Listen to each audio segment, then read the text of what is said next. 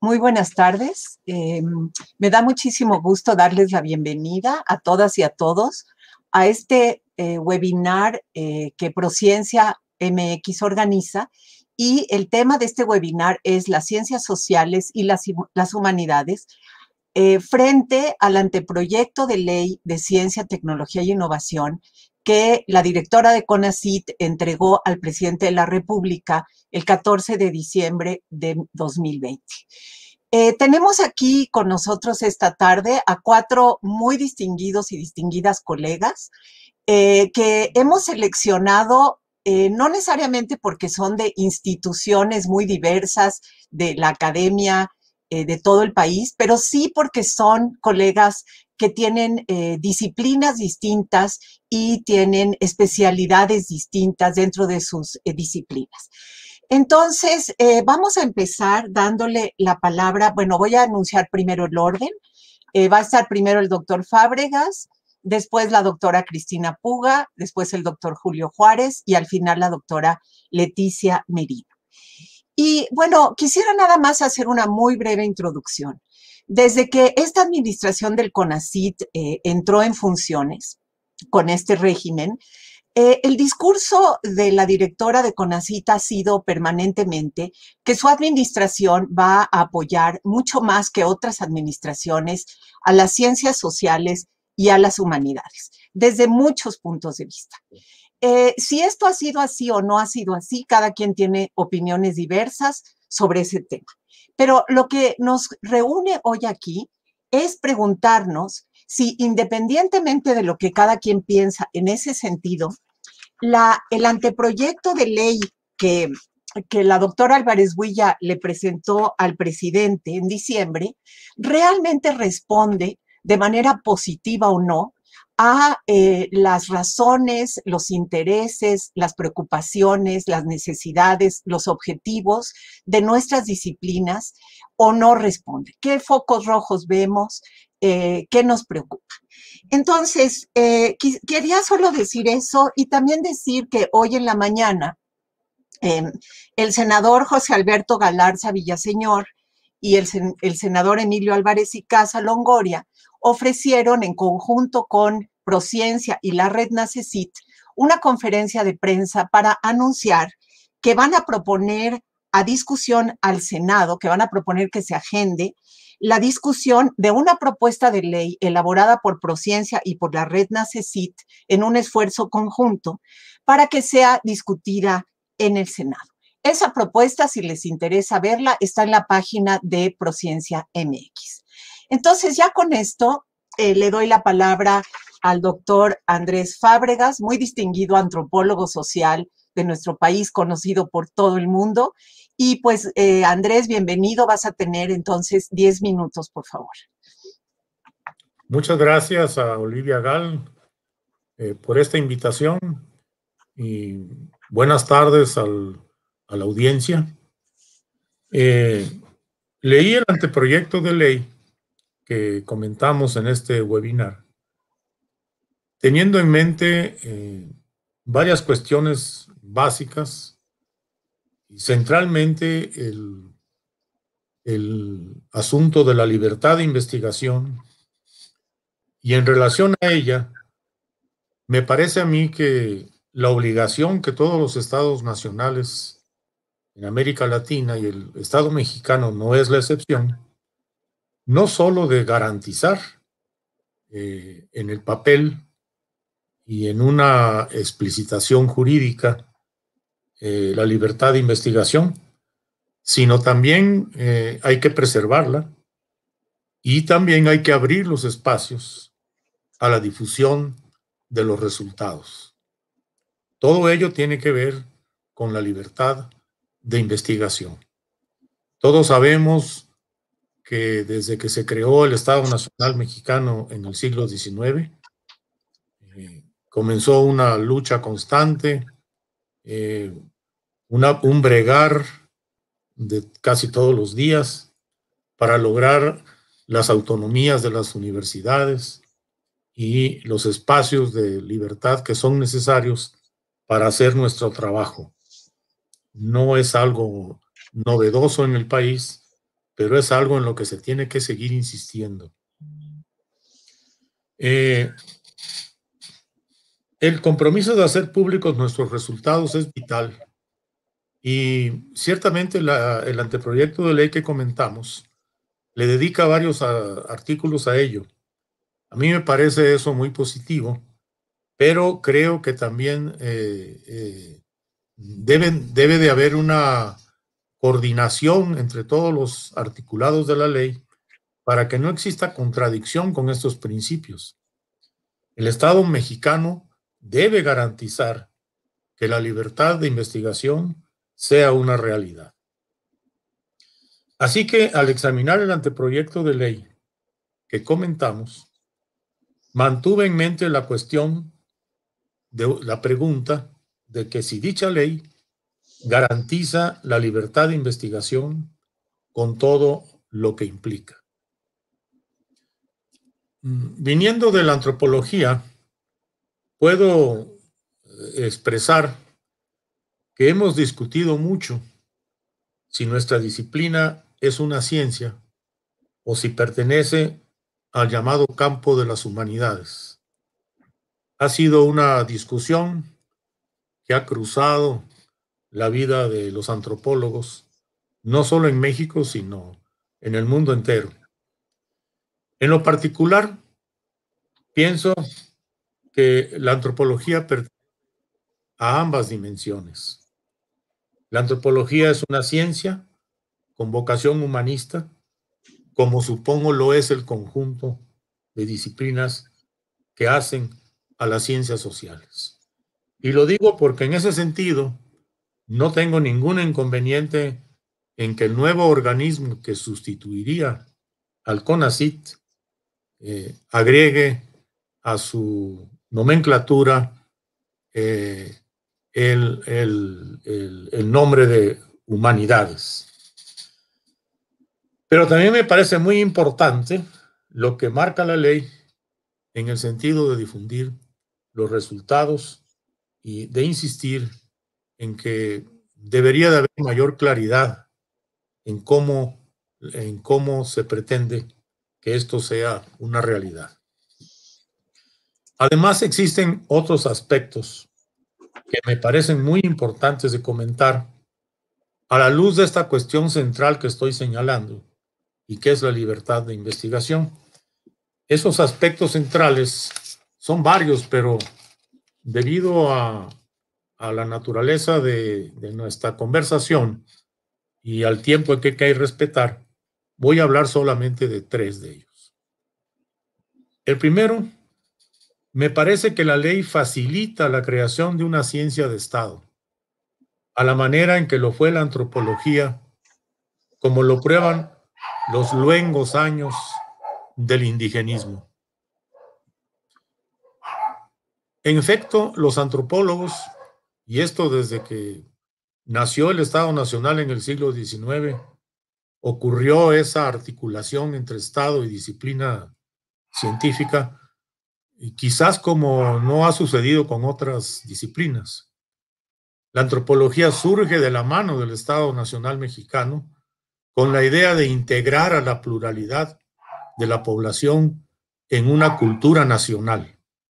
La antropología nace bajo el dogma venido de Europa de que una nación solo es posible su constitución si ésta se hace en una comunidad homogénea de cultura, obviando que las comunidades que estaban surgiendo en el siglo XIX y que estaban construyendo estados nacionales eran comunidades políticas plurales, culturalmente hablando. Y durante años, la antropología fue una ciencia de Estado, en el sentido en que lo estoy diciendo. Toda su toda su orientación, incluso en las primeras décadas del siglo XX, fue hagamos patria, hagamos una sola nación, y el Estado hizo de la asimilación de la pluralidad cultural el motivo central de la antropología. Y esto no se modificó hasta que no llegó la reflexión hacia más o menos finales de los años 1950, durante toda la década de los 60s y 70s, la reflexión sobre si era correcto que la antropología tuviera un solo objeto de estudio dictado por el Estado, que eran las comunidades indígenas, y la aplicación de ese conocimiento para que esas comunidades desaparecieran como conjuntos culturales para aparecer en la sociedad como individuos integrados a la estructura social de la mayoría de los mexicanos. Me parece pues que ya en antropología tenemos una experiencia nada grata sobre lo que es una ciencia de Estado. Y a mí me parece que la ley, a menos que esté leyendo mal, a mí me parece que la ley facilita la creación de una ciencia de Estado, aunque no lo explicite así. Pero ese Consejo de Estado que se quiere crear a través de la ley, a mí me parece que sí facilita la creación de una ciencia de Estado, de que sea el Estado el que rija los destinos de los proyectos de investigación y de su aplicación. Otra cosa es que el Estado diga lo que le interesa. Otra cosa es que el Estado exprese cuáles son los proyectos que cree que son vitales. Y de eso no hay absolutamente ningún inconveniente en que lo haga. Aquí el problema es crear una ciencia de Estado, que toda la investigación esté subordinada a un proyecto de una política de Estado.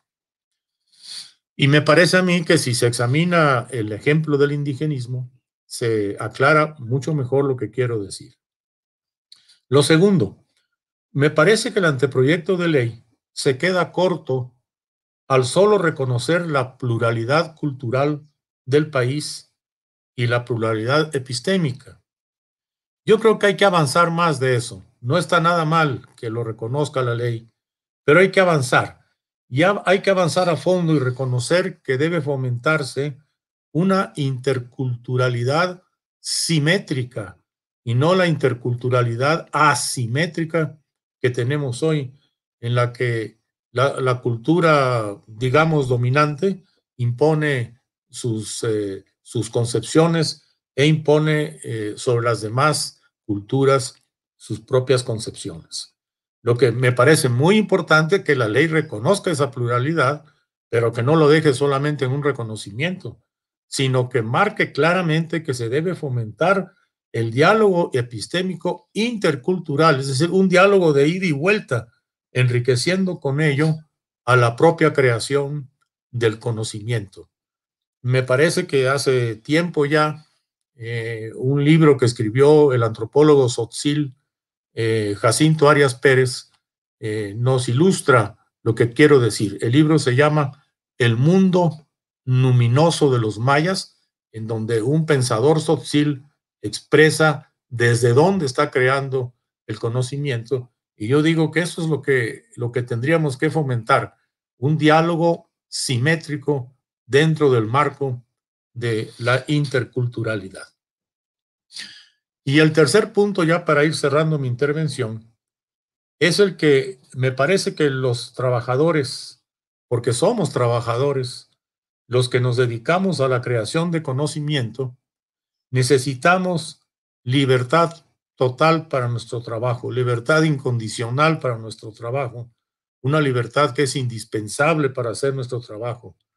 Por ello entiendo la libertad de poder expresar cuáles son nuestros intereses en investigación y poder crear conocimiento sin presiones y sin miedos. Me parece que este es un punto muy central y creo que habría que leer muy bien la ley para ver si no se contradicen sus propios artículos en términos de este eje que estoy señalando. Finalmente, y hoy en la mañana volví a escuchar al presidente insistir en que en una democracia el debate en torno a los asuntos públicos es factor indispensable para la vida de la nación. Creo que nadie está en desacuerdo con eso. Yo aplaudo que el propio presidente diga que hay que tener un debate democrático en todos los asuntos que son públicos. Y el crear conocimiento sobre lo que somos, sobre cuáles son las problemáticas del país, es algo fundamental, es algo público, es algo que nos corresponde a todos.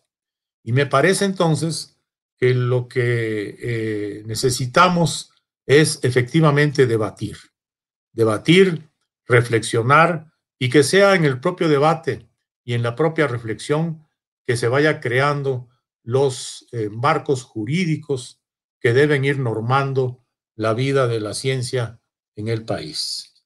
De acuerdo con ello, pues, lo único que estamos, creo yo, solicitando es que el proyecto de ley aludido se ajuste al debate, se sujete a un debate amplio y democrático y que sea de ese debate amplio y democrático de donde surja un consenso de cómo debe normarse la actividad de los trabajadores de la ciencia en nuestro país. Muchas gracias y espero no haber abusado del micrófono. Muchas gracias, Andrés. Seguramente habrá muchas preguntas sobre este tema, estos temas que acabas de tocar. Y entonces, sin más, le doy la palabra a la doctora Cristina Puga. Ella también es una muy reconocida socióloga y politóloga de nuestro país. Y tienes entonces, Cristina, el micrófono. Igual, por favor, 10 minutos.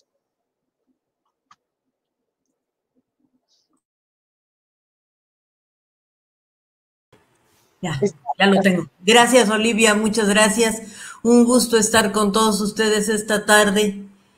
Y creo que voy a retomar a Andrés para seguir adelante. Muy interesante lo que dijo acerca de cómo la primera mitad del siglo XX, las ciencias sociales, en su caso la antropología, pero yo diría que prácticamente todas las ciencias sociales estuvieron de la mano del proyecto de Estado.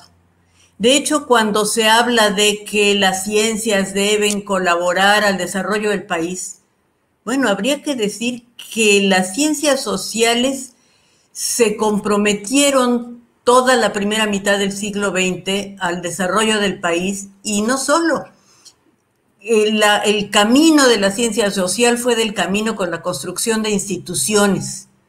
El Instituto Nacional de Antropología, la Secretaría de Economía, la Biblioteca de Hacienda, la Universidad de Chapingo, todo iba de la mano con un proyecto de país y con una ciencia social que apoyaba y que ofrecía alternativas de desarrollo al Estado mexicano.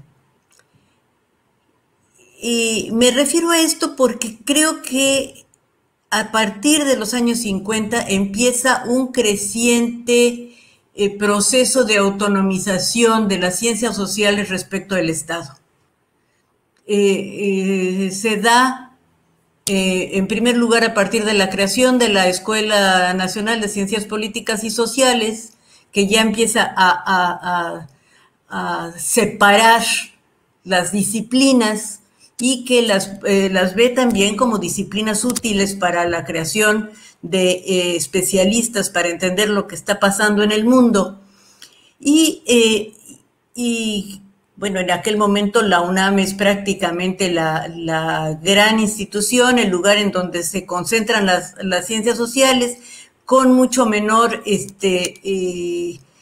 fuerza en el Colegio de México, pero a partir de ese momento se empieza a crecer hacia lo que va a ser un crecimiento al principio muy lento y después exponencial de las escuelas, los centros de investigación de las ciencias sociales.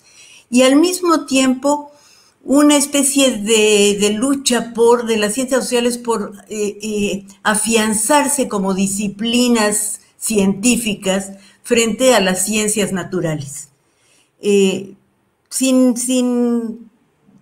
Sin querer profundizar mucho en eso, pero sí voy a hacer énfasis en que siempre hemos peleado por explicar que nuestras formas de hacer ciencia son distintas.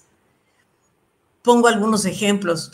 No nos gustan tanto los artículos como los libros. Nos citamos unos a otros en libros más que en artículos. No requerimos microscopios ni telescopios, sino dinero para viajes y para pagar encuestas y entrevistas.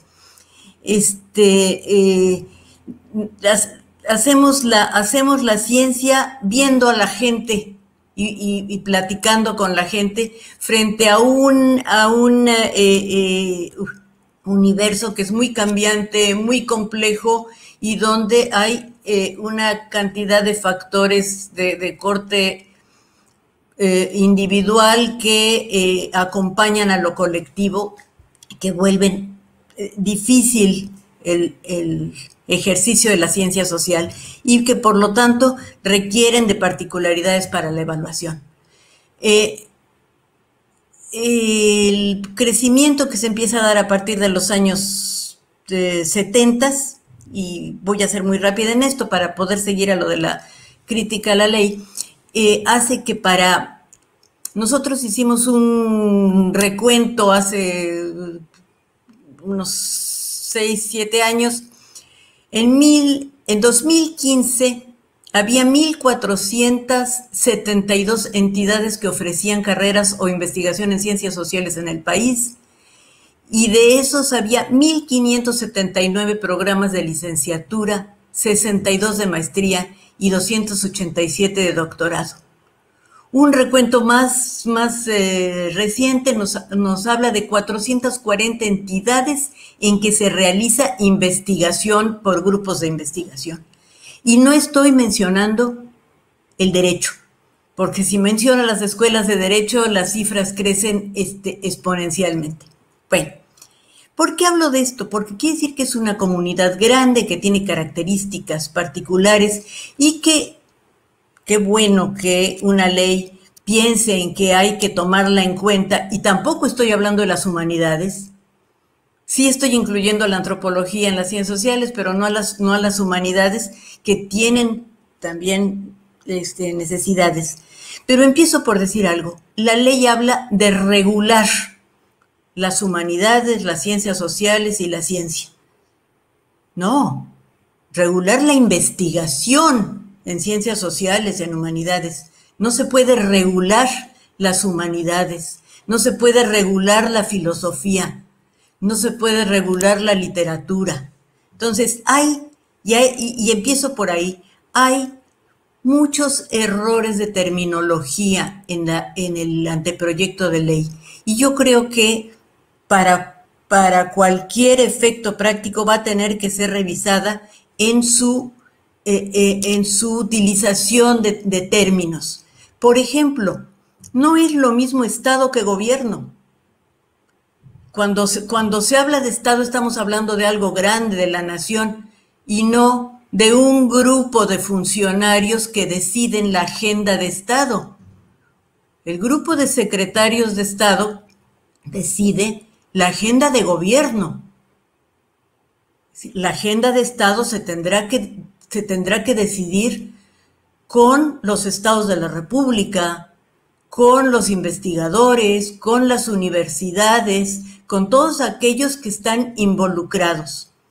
En ese sentido, hay una serie de términos que creo que están mal utilizados y que tendría que empezarse por ahí para modificar el mismo anteproyecto de ley. Dicho todo esto, me voy a referir a otra cosa totalmente lateral, pero que me importa mucho. Yo participo en 2 proyectos de investigación. Uno tiene que ver con la ciencia aplicada, es el que me permite hoy decirles algunas de estas cifras. Y desde luego, pues la reflexión sobre si es posible la ciencia aplicada sin que haya conceptos básicos generados a partir de otro tipo de trabajo. Luego voy a eso. Y la otra cuestión es una investigación sobre gobernanza. Y en esta investigación sobre gobernanza, y que estoy participando en un observatorio de gobernanza aquí en Mérida, donde vivo ahora, lo que estamos viendo son los proyectos de colaboración a nivel municipal entre gobierno y sociedad para la solución de problemas derivados de la pandemia. Puedo decirles que hay ejemplos de éxito y ejemplos de fracaso y ejemplos de intentos de colaboración que tienen distintos grados de resultados. Pero creo que lo que es interesante es que hablan de un esfuerzo de diálogo. Y el esfuerzo de diálogo permite que el tipo de decisiones que se toman sean decisiones colaborativas, sean decisiones consensadas, sean decisiones legítimas. A mí me preocupa mucho que el proyecto de ley que se presenta no abre espacios de colaboración entre todos los actores que deberían formar parte de la discusión y de la elaboración de esta política de Estado, de esta gran agenda de la que hablaba Andrés. Yo creo que es muy importante que la ley, cualquier ley de ciencia y tecnología, establezca espacios de diálogo, de participación a distintos niveles, a nivel de los municipios, a nivel de los estados, a nivel de las universidades y con todos los actores para que se tomen decisiones que integren las distintas necesidades de la ciencia social, de la ciencia básica, de las ciencias naturales, como quiera que se llamen. Concluyo con algo chiquito. Durante muchos años yo por distintas razones he estado muy cercana a las tesis de posgrado. Y el posgrado es un espacio de investigación de la ciencia social. Y es también un espacio de libertad. Los estudiantes en el posgrado eligen sus temas de investigación, trabajan sus temas de investigación y a través de esos temas nutren a la ciencia social de numerosas perspectivas y explicaciones. Lo mismo si la tesis es sobre las asociaciones de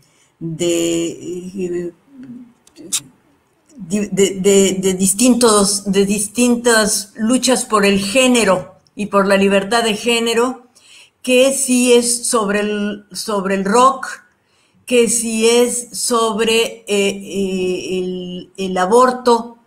No es el tema en sí, sino lo que aportan de explicación a las formas de trabajo colectivo, a la construcción de identidades, al uso de los rituales. Es decir, hay una serie de elementos conceptuales que se van sumando a partir de esas investigaciones puntuales sobre temas que los propios estudiantes consideran hoy importantes. Me parecería gravísimo que a eso que los estudiantes hacen les impusiéramos una agenda establecida desde antes. Esto solo para abonar a este tema de que ha hablado Andrés, de la libertad de investigación. Creo que podremos seguir discutiendo sobre esto. Muchas gracias. Bueno, muchas gracias, Cristina. Quiero agradecer a todo el mundo que nos está viendo y escuchando a través del Facebook o del YouTube de Prociencia. Los colegas Isabela Méndez y Jorge López Portillo nos están apoyando para recabar las preguntas, ya están empezando a fluir.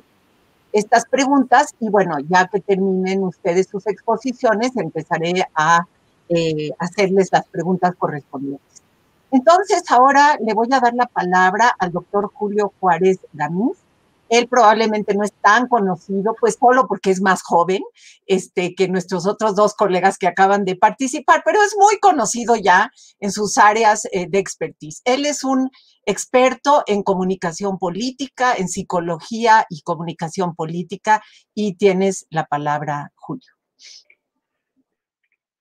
Gracias, Olivia, y por supuesto gracias a los colegas por la invitación a este foro. Me parece bien importante. Creo que lo primero que hay que decir es, como académico y como comunidad, como miembro de una comunidad muy amplia y muy diversa y muy plural en este país, creo que siempre hay que ver con muy buenos ojos que se abra una discusión y se abra un debate en torno al tipo de estructuras y de instituciones que queremos normen nuestra vida como investigadoras, como investigadores, pero sobre todo como generadores de un conocimiento y compartidores de ese conocimiento con nuestros pares, con nuestros colegas, pero también, por supuesto, con nuestros alumnos y alumnas que son parte fundamental del quehacer y de la herencia y la continuidad que tiene cualquier proyecto de investigación, de conocimiento, de innovación y de tecnología como del que hemos estado hablando y al que nos referimos. Y por eso, precisamente, esta iniciativa me parece que le ha faltado mucho esa discusión. Se ha hablado mucho de ella, pero se ha discutido poco en términos de la inclusión de muchos comentarios y observaciones que me parecen bien pertinentes. Yo voy a centrarme en tres cosas que a mí me preocupan personalmente, nuevamente desde mi ángulo y mi expertise académico, pero también, por supuesto, desde mi visión como ciudadano, en términos concretos de lo que esta iniciativa presentada por CONACYT conlleva. Y el primero de ellos es, por supuesto, la centralidad a la que se han referido mis colegas de esta figura de una agenda de Estado, la misma derivación de un Consejo de Estado. La segunda es el tema, por supuesto, de la innovación y la investigación de frontera, conceptos a los cuales se hace referencia en repetidas ocasiones a lo largo del documento, pero que tienen, a mi juicio, un contrasentido, o vienen en un contrasentido a esta agenda preestablecida, validada, aprobada por un Estado, por una visión particular del mundo y de sus fenómenos, que me parece que van en contrasentido y contradicen de alguna manera esta investigación de frontera, porque la investigación de frontera, la innovación implica una ruptura con el consenso científico. Y creo que aquí no se premia tanto esa ruptura, sino se demanda un poco de la investigación, se busca demandar a partir de ahora, con lo que está plasmado ahí, más una adaptación de nuestros criterios, nuestros intereses como investigadores e investigadoras sociales, científicos, respecto a lo que alguien ya definió como los grandes problemas. Y por último, por supuesto, algo que también tiene que ver mucho con la gobernanza de este nuevo sistema, de este nuevo CONACYT, y que es básicamente una arquitectura en su diseño gubernamental, en su diseño como política pública, profundamente vertical, aparentemente consensuada y anclada en grupos colegiados, pero que le da a quien ocupe la dirección del CONACYT un poder muy, muy importante respecto a quienes integran las comisiones, respecto a quienes representan a la comunidad o a las comunidades, a los propios estados de la República, es decir, a muchos de los sectores que participamos en la investigación científica y en la innovación tecnológica, pero que le da por decreto, por ley, en blanco y negro, un poder de decisión que me parece que atenta contra esta horizontalidad que debe privar en la conversación y en las decisiones que se toman muchas veces en el ámbito académico. Yo creo que nada hace más rico nuestro trabajo como investigadoras, como investigadores, la posibilidad de intercambiar puntos de vista, de ver desafiados con argumentos, con investigación, con conceptos, con teorías, nuestros propios planteamientos, nuestros propios posicionamientos. Me parece que esta es una iniciativa de ley un poco digamos, inflexible, un poco cerrada en términos de su argumentación. Y voy a desagregar muy brevemente estos 3 puntos, los resumo al principio porque me interesa sentar. Como buenos académicos estamos acostumbrados a ir desmenuzando y nos gustaría hacer un examen muy exhaustivo porque hay mucho que decir al respecto, pero creo que tampoco quiero perder como comunicólogo a la audiencia y a quienes están interesados en el tema con multiplicidad de temas y de discusiones y digamos, de ángulos para observar este fenómeno y ser muy concreto en estas 3 cosas. Y voy a empezar con la primera. El gran autor de la teoría general del Estado, Hans Kelsen, habla precisamente del concepto de Estado. Y me gusta mucho porque él usa una metáfora al principio y dice, si queremos hablar del Estado, utilicemos uno de estos grandes conceptos como si fuera una calabaza y la vamos a vaciar de contenido.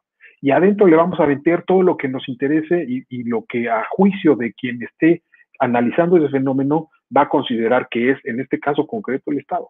Es el vaciamiento de la sociedad, del derecho, del deber ser, de la técnica, de la política, o una mezcla de todas esas cosas. Y cuando uno analiza esta centralidad a la que yo me refería en el primer punto, se da cuenta, y retomando un poco esta visión kelseniana, de que pues la visión del Estado es un poco a según de quien define qué es el Estado y sobre todo quién ocupa el poder político y detenta el gobierno en un momento determinado al momento de aprobar una iniciativa de esta magnitud. Cuando uno revisa la existencia y esta centralidad de una agenda y un Consejo de Estado que serán los que supervisarán y de alguna manera definirán los temas, los grandes temas y sobre todo los problemas a los cuales se debe de enfocar la investigación científica, la innovación tecnológica en nuestro país, hay una primera contradicción de fondo y es básicamente contradice lo que hacemos nosotros con nuestras alumnas y nuestros alumnos al momento de guiar sus trabajos de investigación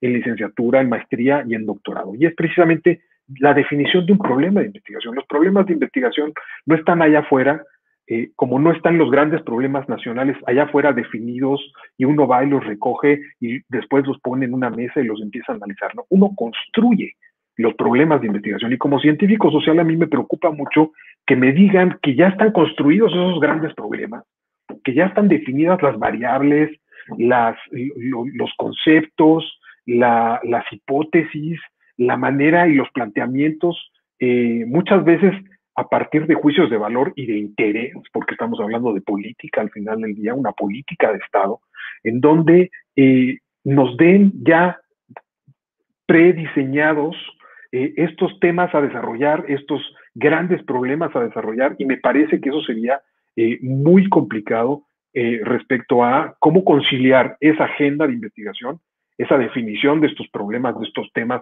del deber ser desde la perspectiva del Estado, frente a la libertad y a la independencia que nosotros como investigadoras y como investigadoras deberíamos de conservar a lo largo de nuestro trabajo. Me parece que esa es la parte más rica a la cual ya se referían mis colegas, que es precisamente esta diversidad y esta pluralidad. ¿Quién quiere investigar qué y desde dónde y por qué? Y eso radica precisamente, y ese es el primer gran reto en una investigación, definir el problema.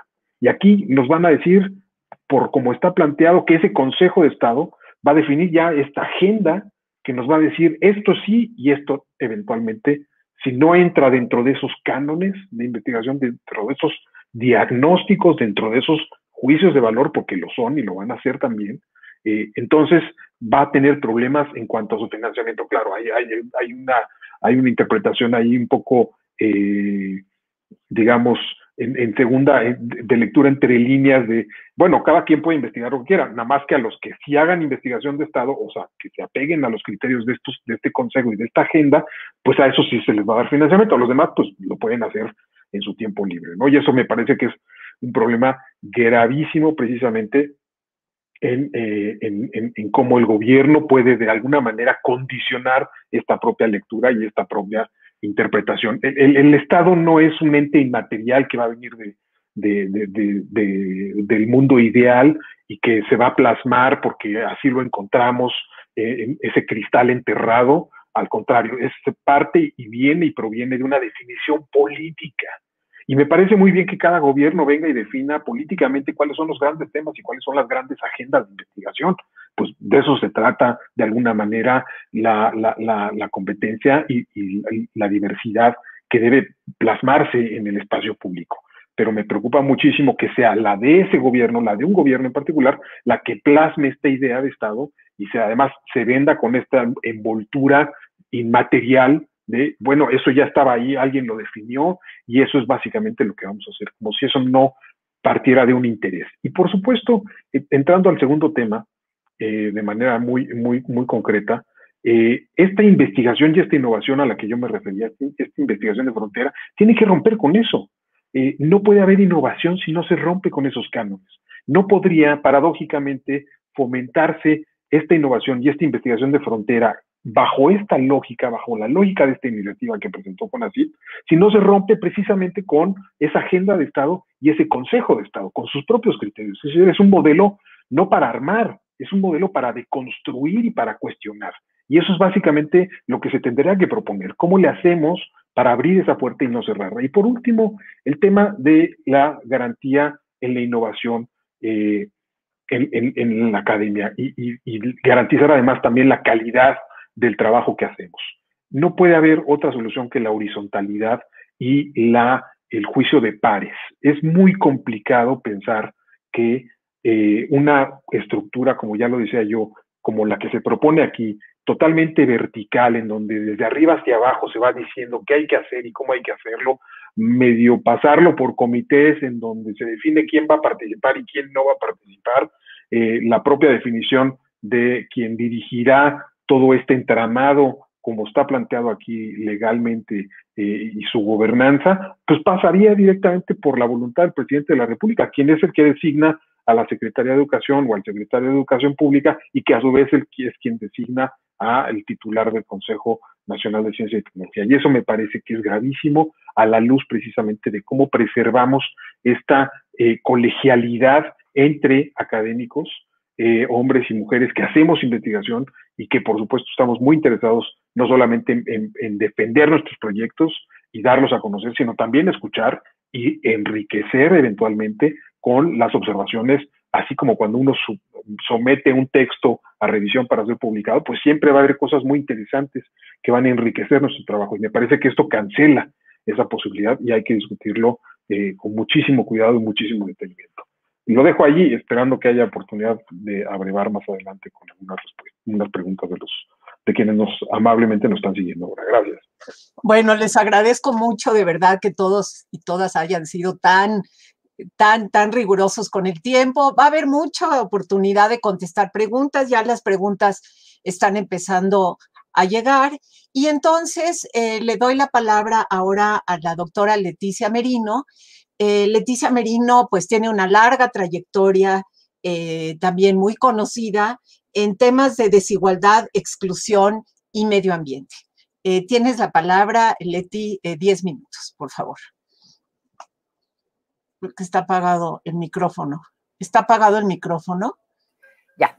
Muchísimas gracias, Olivia, y muchísimas gracias a Prociencia por la invitación y por ponerme frente a esta realidad. Digamos, muchas veces estamos, y más durante la pandemia, yo creo que trabajamos mucho más horas. Yo el día de hoy voy a pasar 8 horas en el Zoom.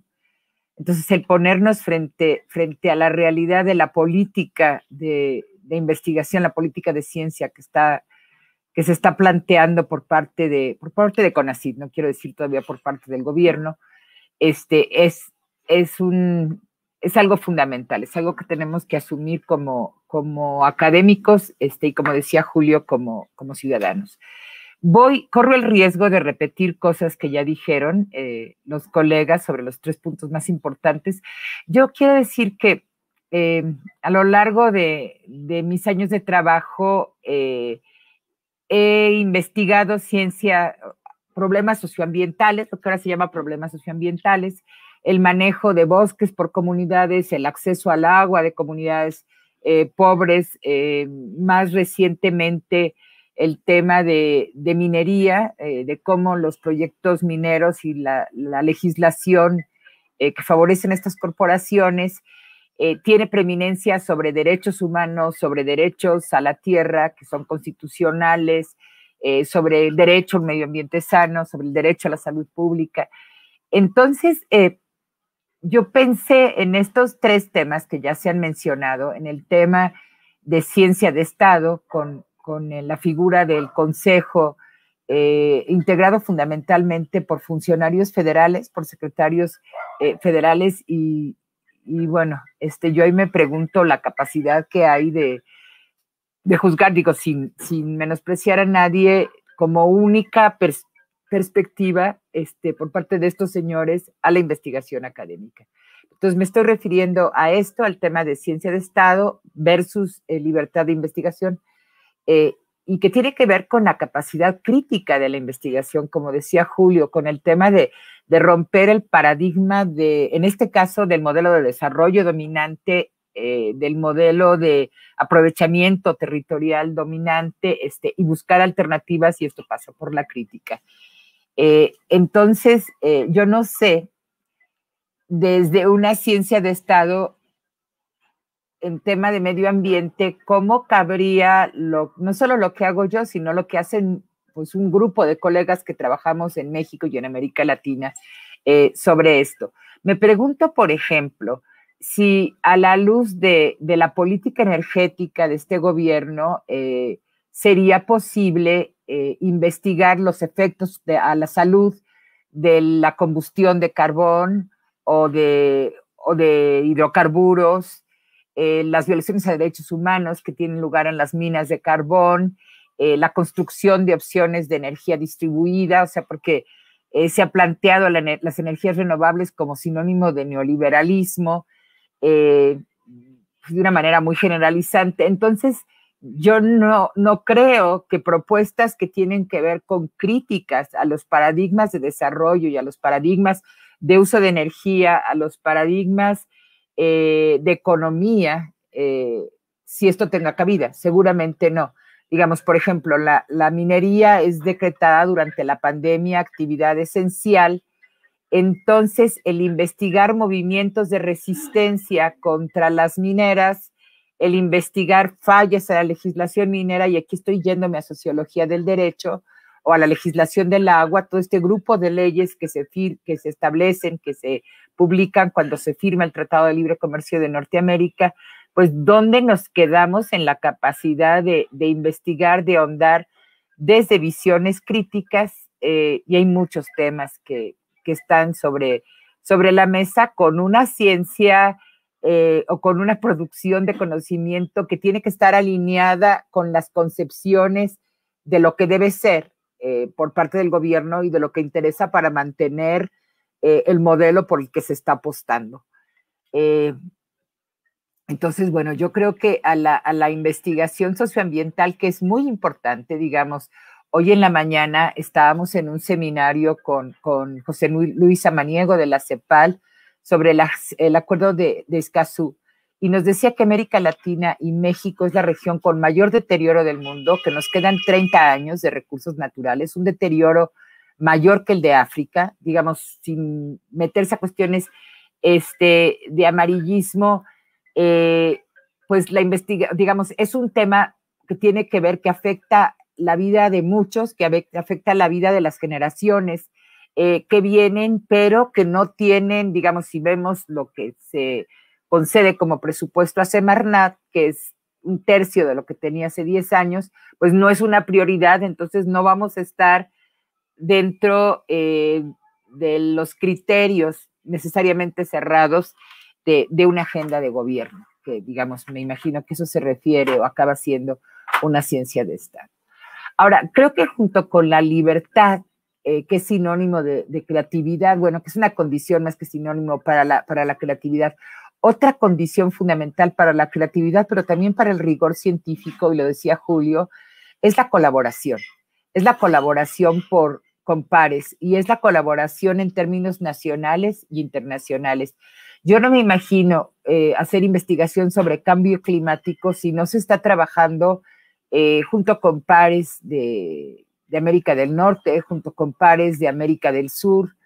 No me imagino temas de derechos indígenas en México sin digamos, promoviendo una agenda o promoviendo conocimiento que apoye luchas sociales, por ejemplo.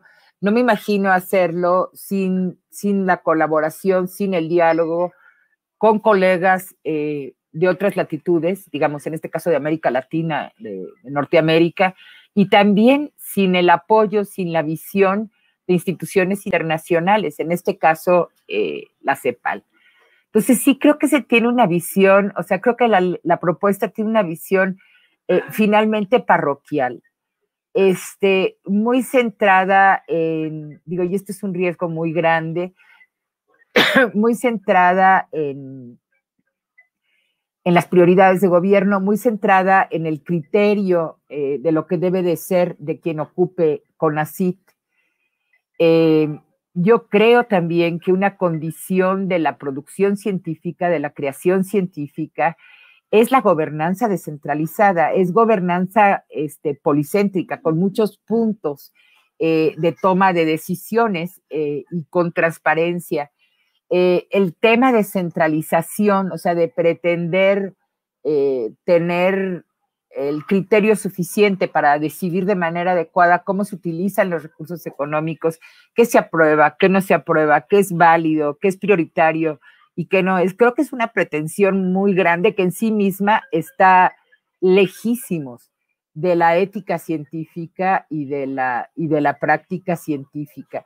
Entonces, a lo que yo hago, la dimensión, digamos, el análisis de problemas socioambientales y la construcción de paradigmas tiene mucho que ver con el diálogo internacional y nacional. Pues creo que a nosotros, con el marco de esta propuesta, si llega a ser ley, nos iría muy mal.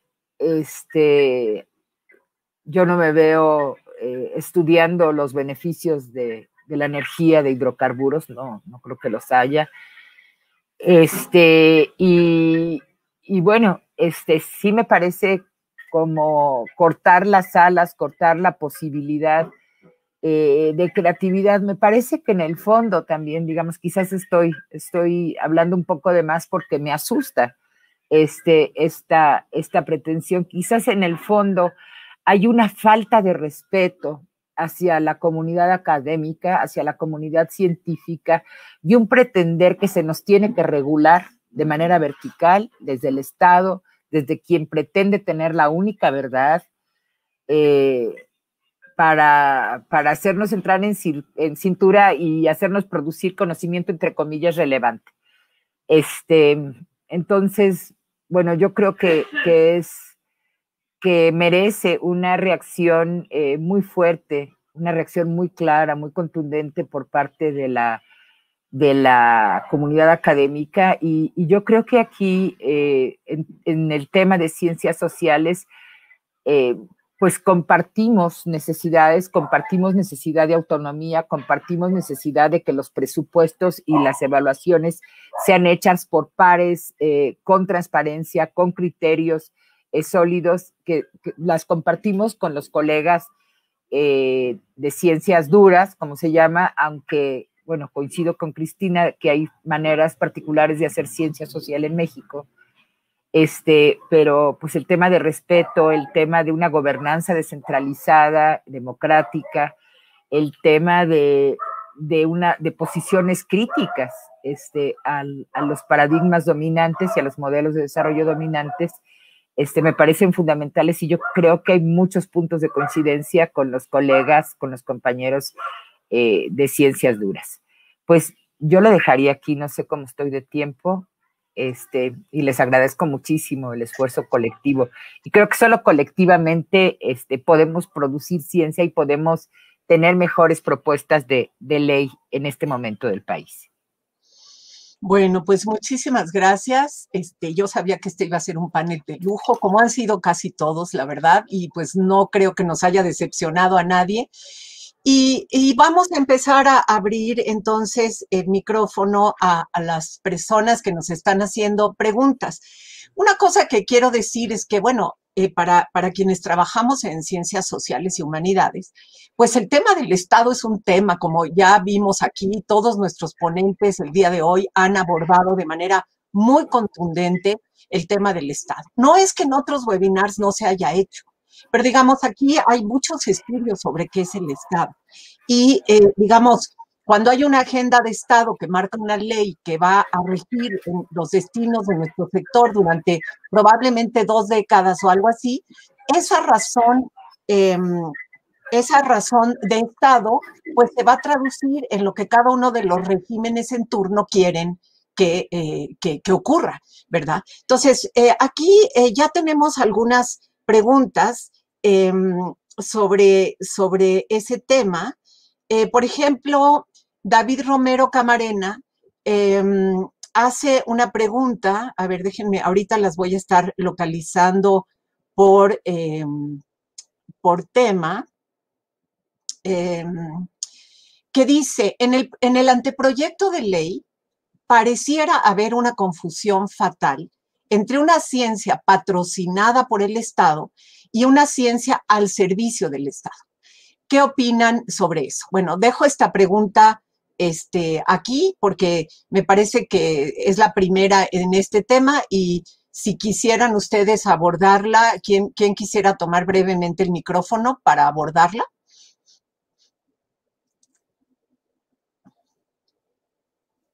A ver, Julio Juárez levantó la mano, sí. Perdón, muy rápido, porque me parece una pregunta muy pertinente y que marca precisamente esta distinción y nos lleva a una pregunta fundamental, es decir, ¿por qué en todas las democracias contemporáneas es precisamente el Estado el que financia o uno de los principales financiadores de la investigación científica? Porque se parte de la premisa de que el beneficio de esa investigación, de ese conocimiento, de esa innovación, deriva en una mejor sociedad, en un estado de bienestar social, sea en un tema médico, en un tema de industria, en un tema político, social, antropológico. Es decir, se parte de que es esa diversidad y esa, digamos, ese valor el que obliga a destinar recursos públicos. La batalla que hemos dado en México por muchos años ha sido garantizar esos recursos. Lamentablemente esta propuesta tampoco le entra al tema, es decir, tampoco está buscando garantizar ese fondeo y ese compromiso con la administración de recursos públicos para, por supuesto, en el máximo ejercicio de la rendición de cuentas y de la transparencia, financiar múltiples proyectos de investigación, y me parece que hacer esa distinción es fundamental. Regreso al punto de quiebre aquí. Si aquí se pretende confundir al Estado con una perspectiva centrada en una agenda política del gobierno en turno, lo que vamos a tener es una enorme decepción cuando ese gobierno se vaya y llegue otro gobierno, porque cada gobierno va a traer lentes conceptuales distintos con los cuales mirar la realidad, y probablemente por eso están ahí, probablemente por eso la gente les votó para que llegaran y tomaran esas riendas, pero eso no significa que deberían de tener el derecho de decirnos a todos los demás que nos dedicamos a hacer investigación cuáles son los temas y cuáles son las maneras de abordar esos temas. Bueno, gracias, Julio. Estoy segura de que varios de ustedes, Cristina, Andrés, Leticia, quisieran contestar esto también. Andrés, por favor. Muchas gracias, Olivia. Bueno, yo creo que todo Estado tiene, bueno, en una democracia, todo Estado tiene la obligación de ofertar los recursos necesarios para la investigación científica, porque no es dinero del Estado, es dinero de la sociedad. Los Estados no generan sus propios recursos. ¿Dónde se ha visto eso? Los Estados viven de los impuestos y viven del trabajo, del esfuerzo de toda la sociedad. Entonces, una cosa es que patrocinen, si por patrocinio vamos a entender que ofertan los recursos para que la investigación se dé, y otra cosa es que determinen qué es lo que se debe investigar y nos digan cómo hay que investigar. Son dos cosas sumamente distintas, como yo creo que ya lo dijo muy bien Julio. Muy bien. ¿Quién? Leticia, ¿sí?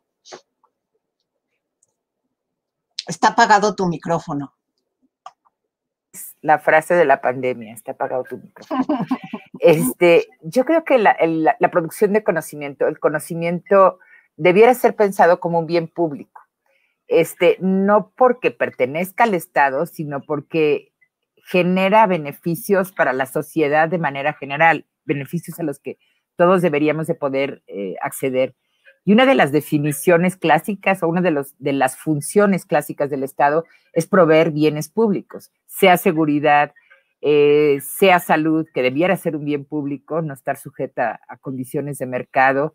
Y yo creo que esto tiene que ver con la producción de conocimiento, pero nadie, ni el premio Nobel de ninguna disciplina, tiene la capacidad de decidir qué es lo que se debe investigar en un campo vastísimo, en nuestro caso en un campo tan vasto como el de las ciencias sociales, donde hay distintas paradigmas, propuestas, problemas, tradiciones, etcétera, y bueno, o sea, si alguien pretende que tiene la capacidad de decidir qué es válido y no, se ve que no hace ciencia.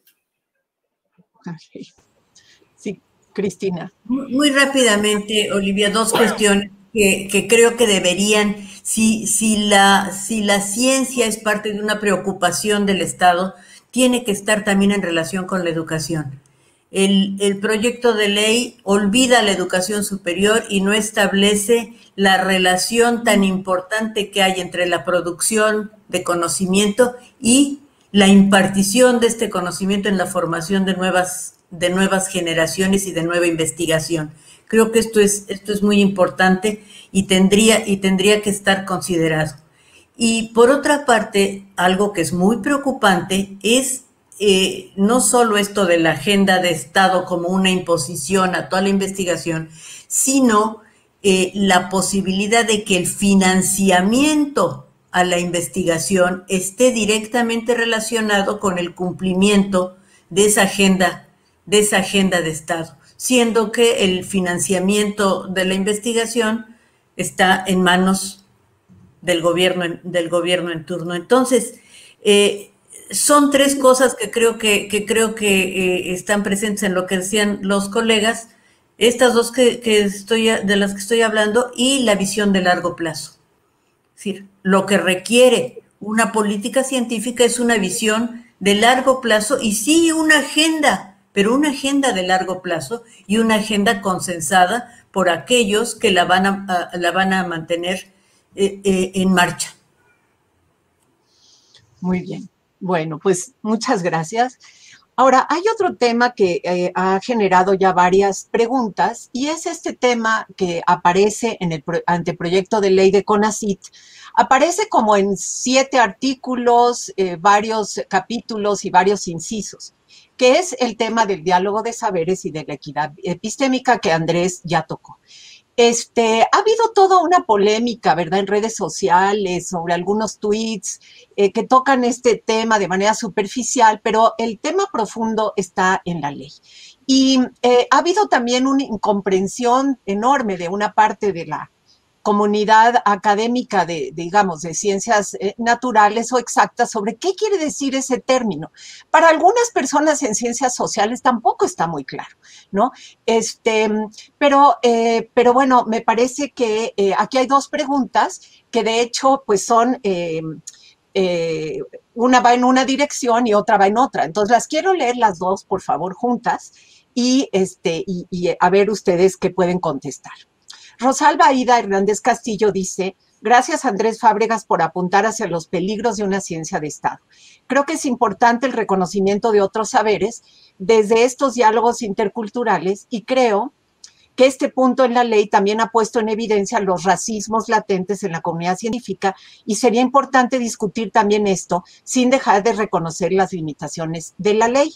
Y luego hay otra pregunta que viene de parte de Marcia Iriart, que es pertinente que la equidad epistémica y el diálogo intercultural de saberes sea planteado, como lo hace la ley, como necesariamente, o sea, el anteproyecto de ley, como necesariamente transversal para todo el sistema de ciencia, tecnología e innovación, independiente del tema en el que se esté trabajando en la investigación e independientemente de la disciplina de pertenencia, ¿qué opinan sobre esto?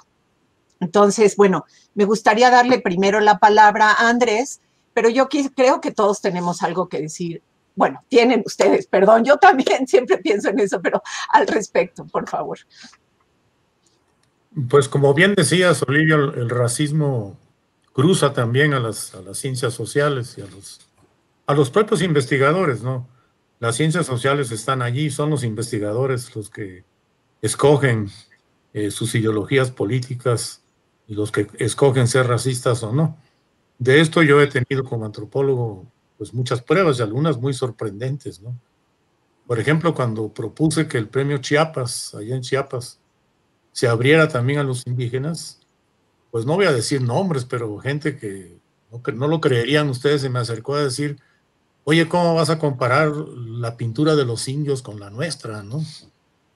Es algo realmente insólito, pero eso nos demuestra que sí hay también contextos culturales en la producción de conocimiento. Y entonces es a eso que nos referimos cuando yo digo que hay que tener un diálogo de ida y vuelta. Hay que entender que hay contextos culturales. La ciencia en China tiene contextos culturales muy diferentes a los contextos del occidente, por ejemplo, ¿no? Y para no extenderme mucho, les voy a platicar una anécdota. En una ocasión yo estaba platicando con un danzante de un pueblo que se llama Copainalá, en Chiapas. Este danzante pertenece al pueblo Zoque, uno de los pueblos que hacen la pluralidad cultural en Chiapas. Y él me decía, fíjese usted, dice que aquí vienen estudiantes de agronomía a querernos enseñar cómo se hacen los injertos. Y lo peor, dice, es que vienen en tiempos de secas. Y todos sabemos que los injertos aquí en Copainalá necesitan mucha agua. Y entonces estos muchachos, dice, bien intencionados, pero que no saben nada de cómo se hacen los injertos. Entonces, nos quieren obligar a que hagamos injertos en época de secas. Tenemos que ir al río a traer agua, cargarlos, para hacer cosas que ya sabemos. Y entonces me dijo una frase que no se me puede olvidar, me dijo, yo creo que eso viene, dice, porque ellos aprenden de los libros, pero nosotros aprendemos de las estrellas. Digo, aparte de ser muy poética la respuesta, lo que me estaba diciendo es que hay culturas que tienen siglos de estar observando el cielo y que se rigen por esos ritmos que marca el clima, que marcan los cambios climáticos, que se lo saben de memoria, que tienen 5,000 años sembrando. Y efectivamente, pues no es lo mismo que estar en un aula oyendo cómo se siembra el maíz a hacerlo en el campo y sembrarlo. A esto es a lo que me refiero cuando digo yo que tiene que haber un diálogo de ida y de vuelta. No hay que despreciar lo que la gente sabe. Y en ciencias sociales, como bien lo decía creo que Cristina, hacemos el conocimiento platicando con la gente. Es lo que llamamos el método dialógico, ¿no? Y eso lo practicó incluso gentes como Fray Bernardino de Sahagún en el siglo XVI. ¿Qué hizo Fray Bernardino de Sahagún en el siglo XVI? Como le interesaba entender la cultura náhuatl, pues aprendió el náhuatl, platicó en náhuatl con los nahuas y así escribió una obra que todavía hoy es fundamental. Es su obra sobre la cultura náhuatl en la Nueva España, el Códice Florentino, etc. Claro, sigue siendo una obra de consulta fundamental. Entonces, ese diálogo intercultural no puede ser un diálogo jerárquico. Tiene que darse en simetría y en respeto hacia la gente, ¿no? Yo decía, y con esto termino, que en una ocasión iba yo con un niño tzotzil y le iba yo preguntando en el camino, oye, ¿cómo se llama ese árbol? Y me lo decía un niño de 9 años. Y además no solamente me decía lo que ese árbol se llamaba, sino para qué servía. Prácticamente no hubo planta de la que yo le preguntara que no era un botánico a los 9 años, era un excelente botánico, porque lo aprendió en otro contexto, como lo explica muy bien este libro de Lourdes que se llama La llegada del alma, ¿no? Que que nos explica cómo es el sistema educativo de los sinacantecos. Se aprende mientras está en la familia platicando. La transmisión del conocimiento es distinta. Entonces, comprender todo esto es a lo que me refiero cuando digo que el diálogo tiene que ser de ida y vuelta. No es tan fácil decir, bueno, vamos a establecer un diálogo epistemológico. Bueno, ¿y eso qué quiere decir? ¿Y cómo lo vas a hacer? ¿Y con quién lo vas a hacer, no? Sí, a ver, nada más aquí hay otra pregunta que tiene que ver con esto. Digamos, Andrés, obviamente como antropólogo y habiendo trabajado en regiones indígenas, Chiapas durante años y en otras regiones del país, pues tiene mucha experiencia en este tema. Y nada más para abonar a la pregunta que había hecho Marcia Iriarte, aquí hay otra pregunta de Silvia Dutrenit que dice, por ejemplo, en la producción, en la investigación hacia la producción de vacunas o en la investigación hacia el descubrimiento de vida en Marte, ¿es importante el diálogo de saberes y la equidad epistémica cuando ese diálogo de saberes se vive como diálogo entre distintas culturas dentro de un país? ¿O es que también hay que pensar en diálogo de saberes y equidad epistémica a nivel internacional? Cristina, tú querías, me parece, ¿verdad?, hablar. Es una pregunta muy difícil, Olivia. Es una pregunta muy difícil porque efectivamente estamos hablando de paradigmas distintos y estamos hablando a veces de ritmos distintos de aprendizaje de cosas distintas. Sí, creo que lo primero que debía haber y que en la ley la verdad es que está muy confuso porque se ha dicho de muchas formas, es el respeto a los saberes de distintas, porque además en este país lo que tenemos es una pluralidad de comunidades, entonces lo que habría que tener es el respeto a los saberes de las comunidades, pero también, es decir, la confianza en el conocimiento científico, como conocimiento científico a partir de también una serie de teorías y de una serie de principios que rigen a la ciencia, digamos, académica. Y en ese sentido entiendo lo que dice Andrés del diálogo intercultural. Lo que no puede ser es la sustitución de un conocimiento por el otro. Tendría que ser de alguna manera el aprovechamiento de aquello que sirve y de aquello que se ha estudiado, pero no la competencia de un conocimiento con el otro. Creo que son líneas muy tenues de explicación y muy complicadas porque dependen mucho del tipo de conocimiento del que estamos hablando. No es lo mismo hablar del conocimiento agrícola o botánico, como lo que está diciendo Andrés, que del tratamiento frente a una pandemia. Entonces, estamos hablando de distintos niveles de conocimiento y creo que ahí habría que verlo con mucha delicadeza. Y creo que en la ley está visto con mucha confusión y que requeriría de ser precisado de qué se está hablando para que las cosas no se conviertan exclusivamente en retórica. Creo que lo que hay en la ley es mucha retórica y muy poco cómo, de qué estamos hablando, a qué nos estamos refiriendo. Bueno, Leticia, gracias, Cristina. Leticia está levantando la mano y, perdón, sí, y aquí dice Gabriela Vargas Cetina, dice, en Yucatán las propias comunidades indígenas mayas demandan, y también la comunidad yucateca en general, demanda investigaciones científicas. Leticia. Otra vez tu micrófono, la frase de la pandemia está apagado.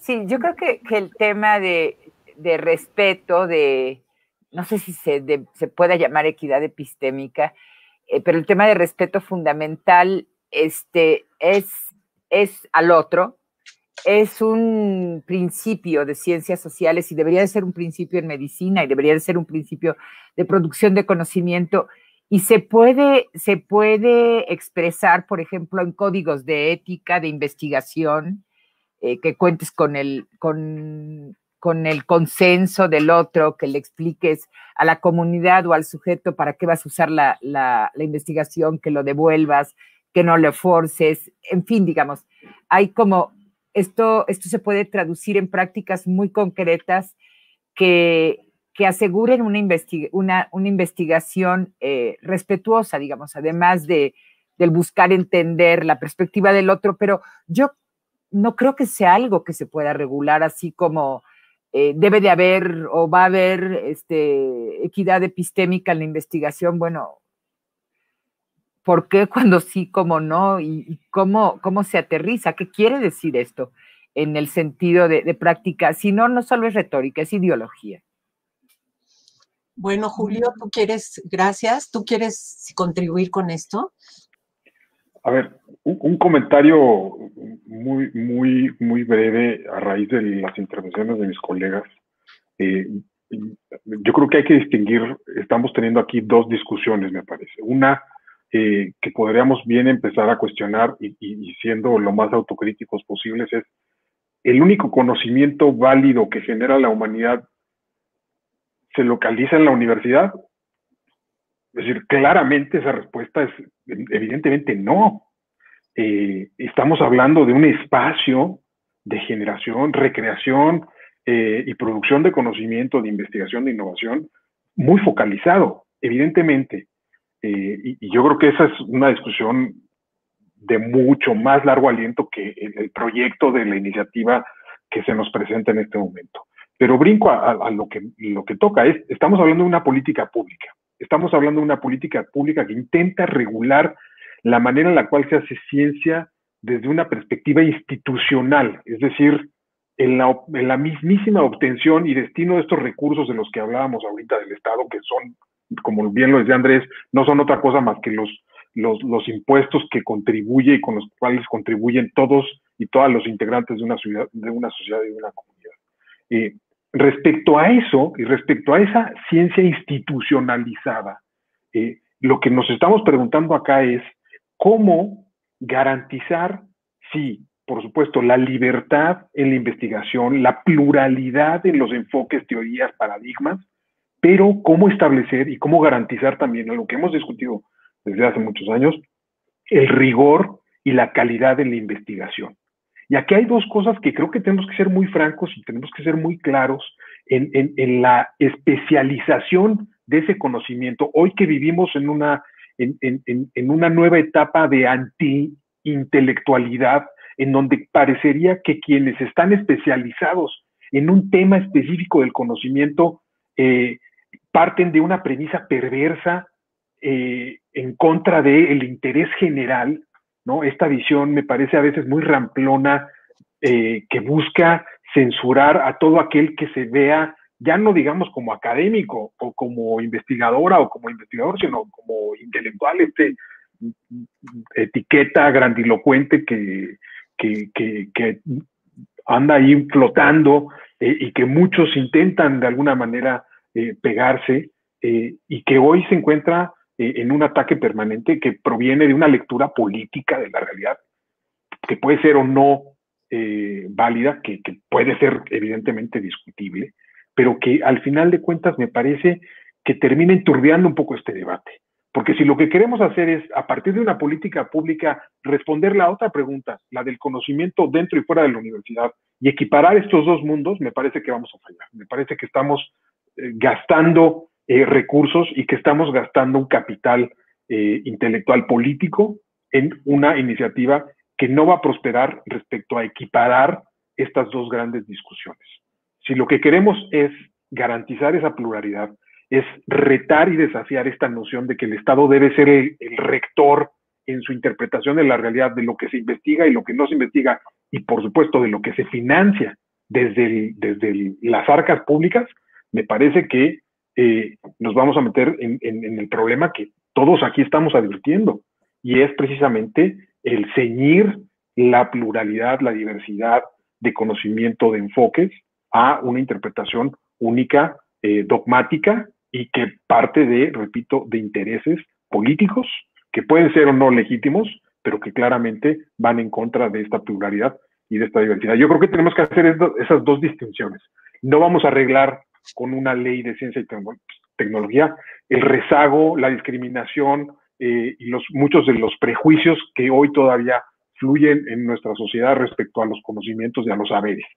Pero sí, no podemos pretender que esto vaya a resolverlo así de tajo, simplemente por ponerlo en blanco y negro, como muchas cosas que se han intentado resolver desde el legislativo, solamente con plasmarlas en la Constitución o en una ley secundaria. Yo creo que eso es uno de los grandes temas y de los grandes problemas que tiene esta iniciativa. Bueno, pues es un tema, como dice Cristina, complejo.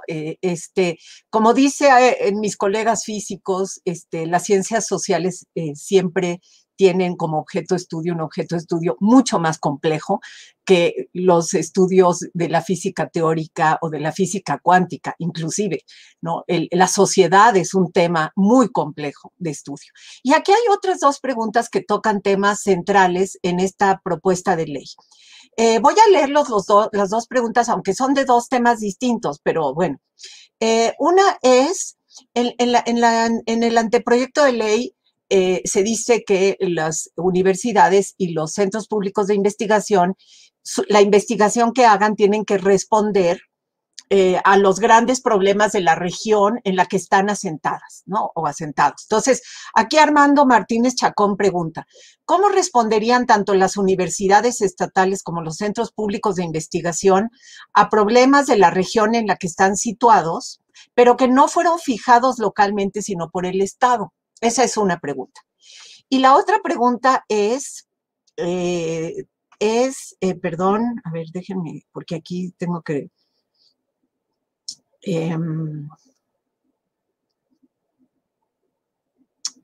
déjenme encontrarla, porque estoy tratando de agruparlas por temas.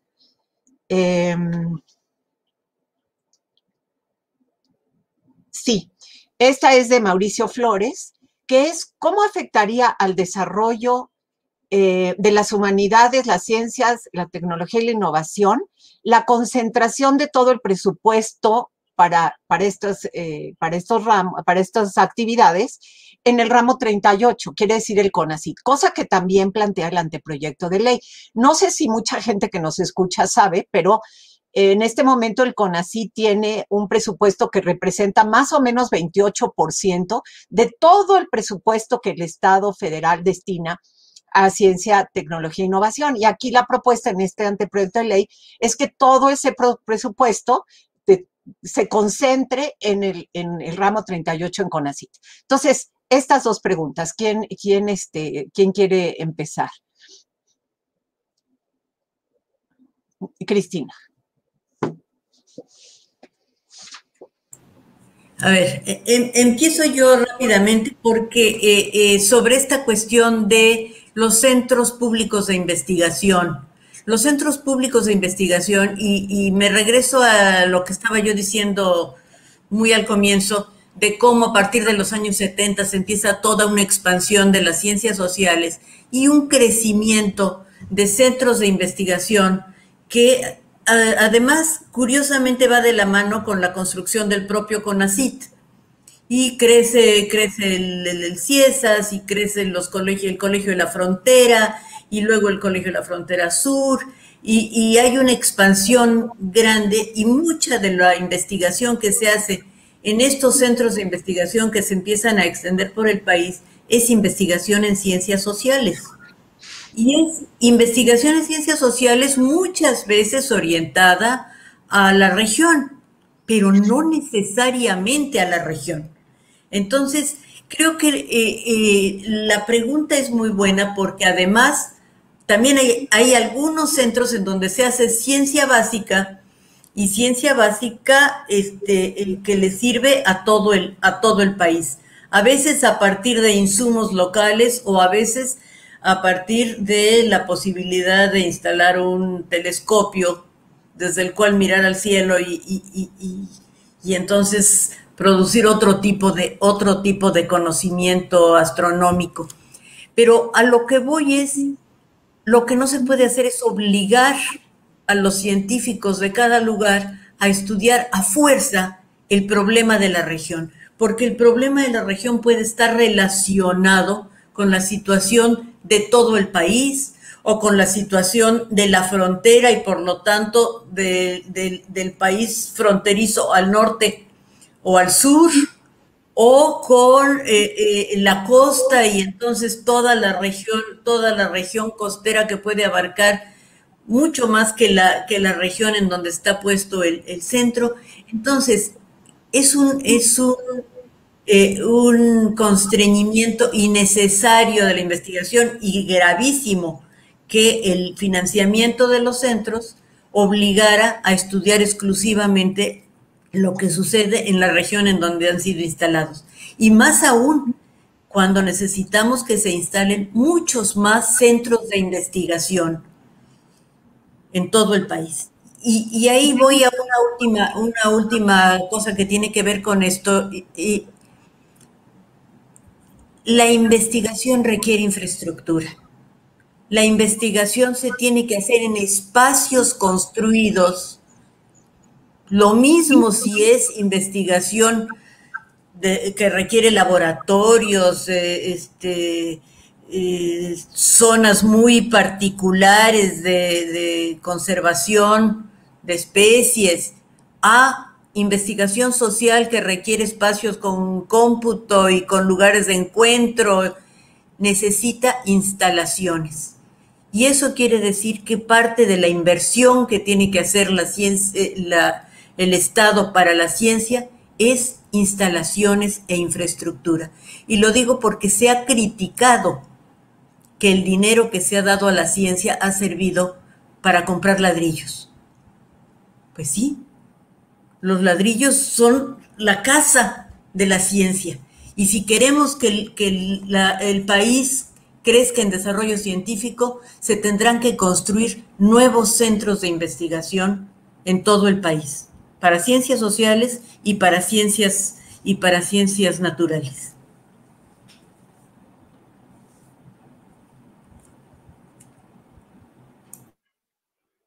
Siendo muy breve, creo que además, o sea, siendo más, quizás un poco más fuerte, el riesgo de concentrar presupuesto y decisiones en una sola instancia, sin contrapesos, sin rendición de cuentas, digamos, implica un riesgo enorme de discrecionalidad o de que parezca discrecionalidad, digamos, e incluso de manejo de fondos con conflicto de intereses. Porque se justifica que ese ente central, llámese ahora CONACYT o director o directora de CONACYT, tiene la capacidad de decidir eficientemente, de decidir idóneamente qué hacer y cómo gastar, sin tener que recurrir a consultar, sin tener que recurrir a escuchar a la comunidad. Entonces, creo que el riesgo es discrecionalidad, falta de rendición de cuentas, y bueno, dicen que no hagas cosas malas o buenas que parezcan malas, o sea, también de conflicto de intereses.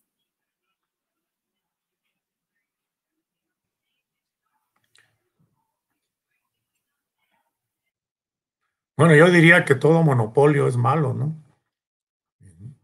Entonces, si se monopolizan los recursos, se contradice lo que dice la ley de que hay que darle paso a la pluralidad, ¿no? Es una contradicción. No puedes darle paso a la pluralidad monopolizando. Y la otra cuestión es que, para ilustrar algo que han comentado mis colegas, y estando de acuerdo con Cristina y con Leticia, cuando yo era estudiante en la Escuela Nacional de Antropología e Historia en los años 60, se nos decía que los pueblos indígenas eran un problema. Hasta que empezamos a reflexionar sobre eso, justamente en donde Cristina decía antes de que empezáramos esta conversación, estábamos platicando ella y yo, hasta que en las cafeterías, que eran una gran aula y que ojalá no se acaben con los webinares, ¿no? Descubrimos que que pues no eran un problema los pueblos indígenas. No lo descubrimos en el aula, lo descubrimos platicando en las cafeterías y platicando con los propios indígenas, en los que se llamaban las prácticas de campo. Y descubrimos que el problema éramos nosotros, no ellos. Es decir, ¿por qué tienen que ser un problema los indígenas? Al contrario, los pueblos indígenas tienen la solución a muchos problemas, por lo menos de las regiones en donde viven. Las conocen perfectamente, ¿no? No son ellos los que han contaminado los ríos, no son ellos los que han destruido los bosques, no son ellos los que han fomentado la minería extractivista criminal como esta que hay en San Luis Potosí, que incluso destruyeron el pueblo colonial histórico donde se fundó San Luis.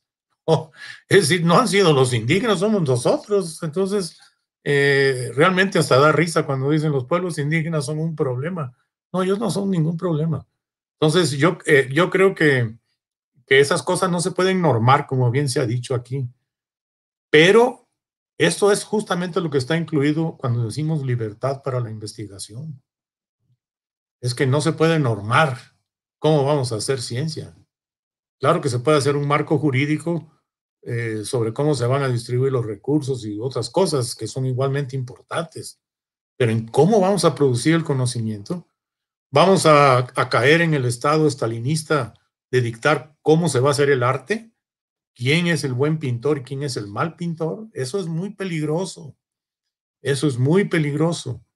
Y de verdad que ojalá y haya oídos atentos y sensibles, y a que estas observaciones no son de mala fe, sino que son observaciones sacadas de nuestra experiencia y de haber escuchado a personajes muy importantes que, por ejemplo, vivieron el estalinismo y supieron en carne propia lo que era pintar un cuadro y que se lo destruyeran a uno y dijeran, no, tienes que pintar a un obrero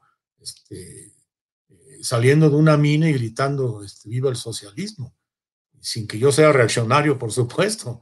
A lo que me estoy refiriendo es a que le vamos a dictar al arte lo que tienen que hacer, le vamos a decir a los novelistas lo que tienen que escribir, qué tipo de novelas tienen que hacer. Vamos a censurar libros como el de Leonardo Padura, aquel que se llama El hombre que amaba a los perros, porque no nos gusta que nos muestre cómo se fabrica a través de la ideología a un asesino. Esas son preguntas vitales, ¿no? Yo creo que en eso también debe entrar en la discusión.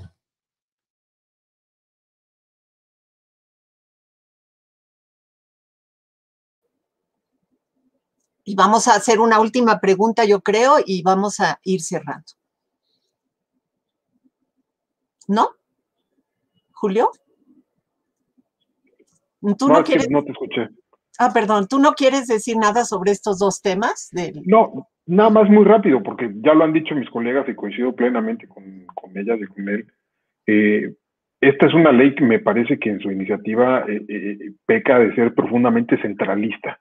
Es decir, le da en la visión y en la cosmogonía del país en el que vivimos, le da un peso muy importante a las secretarías de Estado del gobierno federal y por supuesto a la visión, digamos, del centro hacia la periferia. Y me parece que eso es un gravísimo error. Es decir, me lo dijo muy bien Cristina, o sea, nadie puede conocer mejor y hacer un mejor diagnóstico de esos problemas a investigar y a definir en una agenda de trabajo que los colegas que están en sus comunidades, que están viviendo de manera propia lo que adolecen y los requerimientos, digamos, que motivan sus propias inquietudes de investigación. Eso me parece algo muy sensato y sin embargo no está presente aquí. Aquí parecería que este consejo, esta agenda de Estado, pues va a dictar desde un punto específico en la Ciudad de México, ¿no?, lo que sucede, y me parece que es totalmente regresivo cuando deberíamos de apostar a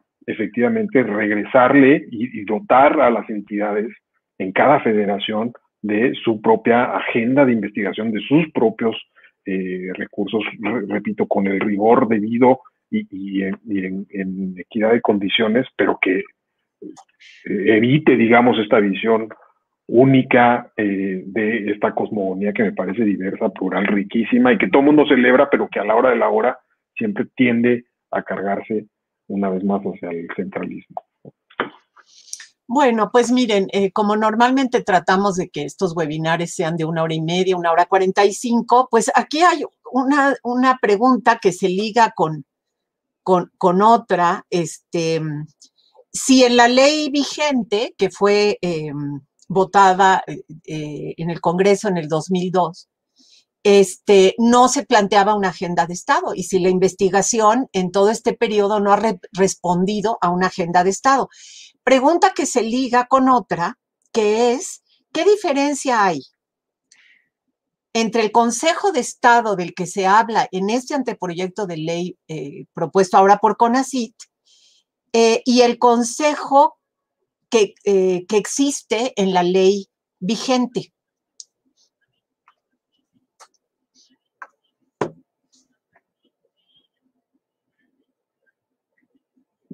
¿Quién empieza?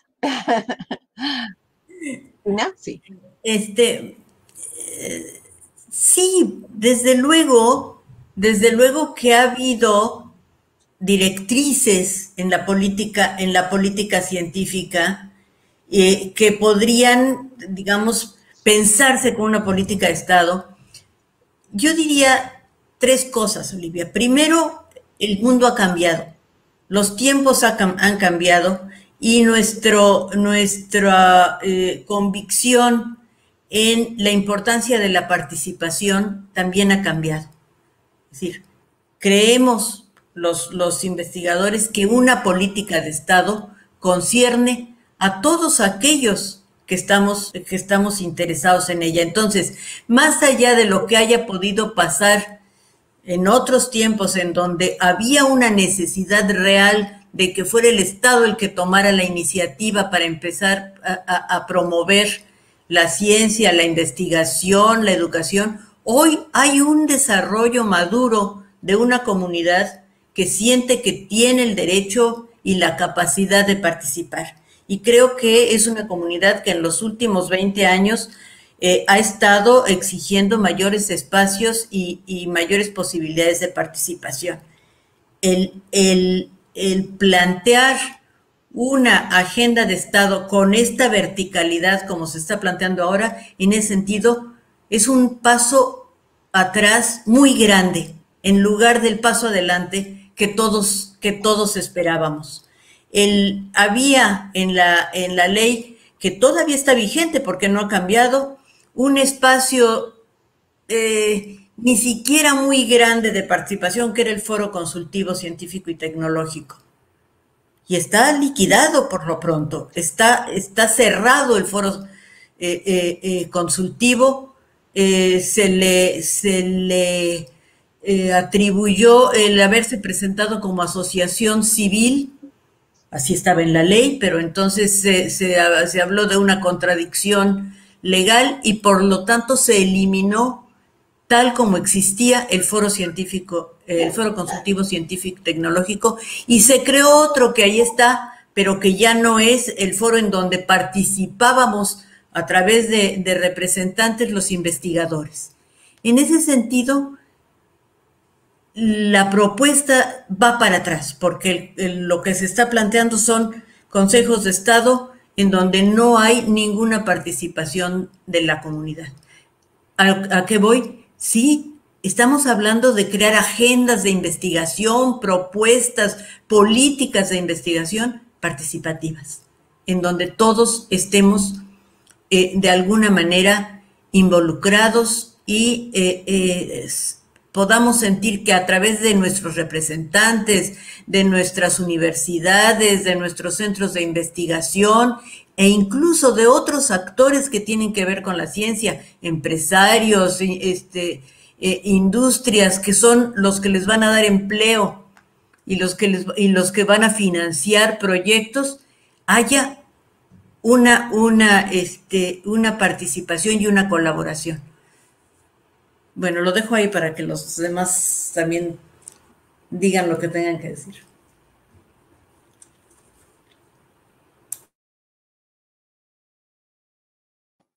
Pues yo creo que Cristina ya contestó bien estoy de acuerdo con lo que ella dice. Y efectivamente las comunidades científicas en México no solamente han crecido en números, sino realmente se rompió el monopolio de las temáticas. Hoy las temáticas salen de las propias comunidades y eso ha enriquecido muchísimo el conocimiento. Y lo vemos incluso en los posgrados. Cada vez tenemos estudiantes en ciencias sociales de otros países que vienen aquí porque encuentran que la pluralidad científica mexicana es un valor de toda América Latina, ¿no? Entonces, esas cosas también las tiene que cuidar mucho un marco jurídico, ¿no? Y entender, ser sensibles a que, por lo menos yo no estoy en contra de la cuarta transformación, ni mucho menos, ¿no? Ojalá y se transforme el país de a de veras, ¿no? Pero sí no creo que se pueda enriquecer a las comunidades científicas no escuchándolas. Es decir, eso es todo. A final de cuentas, todo se reduce a que se platique, a que se hable. Y uno de los problemas que ha tenido la sociedad mexicana en su relación con los círculos políticos es precisamente el problema de escuchar, ¿no? En la primera época, y con esto termino, en la primera época de la rebelión zapatista, pertenecía a una comisión que hicimos 3 chiapanecos, que no representábamos al gobierno ni a nadie, sino era una comisión pues surgida de la preocupación de lo que estaba pasando en Chiapas. Y llegábamos a las comunidades y era increíble cómo lo que quería la gente era hablar. Y nos sentábamos horas y horas y horas a escuchar y nos decíamos, bueno, ¿qué nunca ha habido gobierno aquí o qué rollo? Pues es que nunca nos han escuchado, ¿no? Y entonces, eso es todo, pero es una característica del sistema político mexicano no escuchar, ¿no? Y eso es por el sentido patrimonialista de Estado, ¿no? El Estado es mío, me pertenece a mí, cuando en realidad eso no es así. El Estado es una entidad pública. Y el patrimonio del Estado es el patrimonio de la sociedad, no del político que está al frente del Estado. Esto es lo que yo pienso. Entonces, en todo eso hay que pensar, en todos los contextos, creo que lo decía Julio, en el contexto del país en el que vivimos, antes de proponer una iniciativa de ley en donde no se escuchó la voz de los que van a ser los recipientes de las consecuencias de la aplicación de una ley. Eso realmente incluso contradice lo que dice el presidente, de que en una democracia todo se debate. En eso estamos de acuerdo, claro. En una democracia todo se debate. Pues, y de ahí surge la riqueza de la vida pública del país. Que haya debate, eso es lo que dice el presidente todas las mañanas. Que haya debate. Bueno, eso es lo que estamos pidiendo, que exista el debate y que del debate salgan entonces los marcos jurídicos, ¿no? Pues gracias.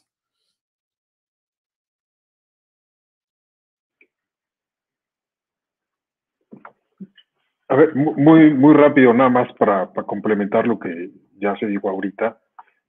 Me parece que cualquier ley que intente normar la investigación, la ciencia, la innovación, la tecnología en México, debe ser resistente a las coyunturas políticas.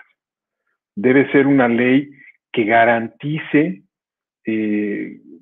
digamos, el ejercicio, la transparencia, el rigor, la calidad, el valor de la investigación por encima de la disputa política o la disputa por el poder político, o como comúnmente se llama ahora, la guerra de narrativas para determinar qué es y qué no es deseable en una sociedad. Y creo que esta ley, como está planteada y el método a través del cual se ha socializado, me parece que ignora eso, que ignora esa pluralidad y que ignora la necesidad de mantener inoculado a la institucionalización de la investigación científica de intereses de parte e intereses propios de la política y de una visión de lo que el Estado debe de ser en esta visión más dogmática y normativa. Entonces creo que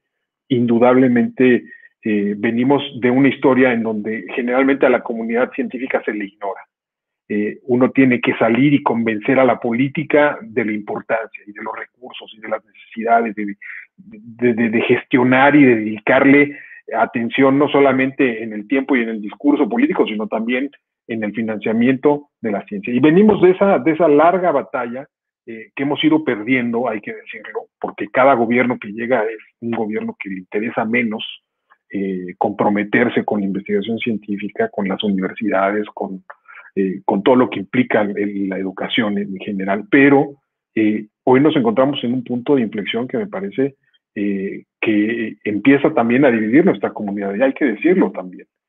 Nunca había vivido yo desde mi llegada a la UNAM a principios del año 2006 una etapa de tanta polarización ideológica en nuestra casa de estudios, y me parece bienvenido el debate y me parece bienvenida esta deliberación que creo que nos debemos como comunidad, pero me parece también muy preocupante ver que muchos de esos debates y de esas afirmaciones sin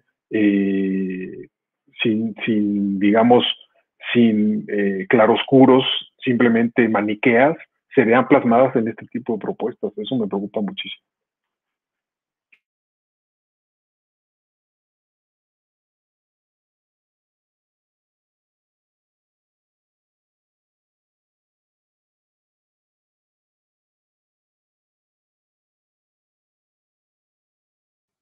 Está apagado tu micrófono, Olivia. Perdón, yo le estaba diciendo a Leticia, está apagado tu micrófono, sin darme cuenta que el mío.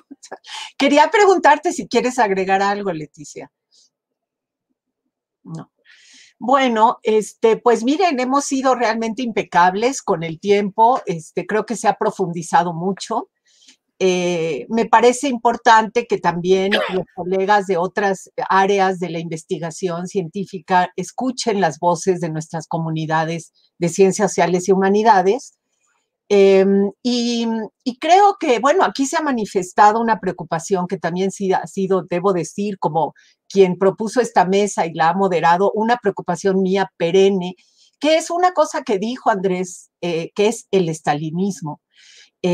Cómo las izquierdas cuando toman el poder, no importa de qué izquierdas estemos hablando, y de pronto se instalan pensando que su verdad es la única verdad, y que esa verdad sí vale porque la verdad anterior era una verdad reaccionaria, pues pueden, como dijo Andrés, acapararse del Estado y de las verdades. Y esto puede pasar en muchas áreas, pero en la nuestra, como también dijo Cristina, pues hemos peleado por décadas para que haya cada vez más libertad en el quehacer de la investigación, de la docencia, que haya más intercambio de ideas, más libertad, y también que haya una libertad y un financiamiento, como también dijo Julio y Leticia, no voy a repetir, que haya que se le dé más importancia a la ciencia y la tecnología y la innovación, porque en ningún gobierno se ha hecho y ahorita parece que vamos, como dijo Julio, hacia atrás, ¿no? Y si las agendas de este gobierno en temas ambientales están provocando un debate brutal, que ayer tuvimos uno de estos momentos con el tema de la energía eléctrica, pues ¿qué pasa si eso se implanta en el tema de lo que se entiende en esta ley por ética ambiental, ¿no? Y pues sí, en este país ha habido muchos autoritarismos y hemos peleado mucho contra ellos. No queremos uno más. Entonces voy a leer una frase de David Romero, que me parece como para cerrar con broche de oro toda esta reflexión que han hecho ustedes y los colegas y personas que han estado haciendo las preguntas. Dice David, voy a parafrasear libremente el título de un libro. El placer, y pone entre paréntesis, y la utilidad de crear versus el afán de normar. Parece un epílogo conveniente para este anteproyecto. Les agradezco mucho. Vamos a tener este webinar en las redes de Prociencia, lo van a poder ver en diferido y compartirlo con sus estudiantes y con quien ustedes quieran. Muchas gracias, Cristina, Andrés, Leticia, Julio, y muchas gracias a Prociencia, a Marco, a Fabián, y también a Isabela, a Jorge y a todos los colegas que hacen posible estos debates. Gracias. Muchas gracias. Adiós. Gracias, colegas. Un privilegio.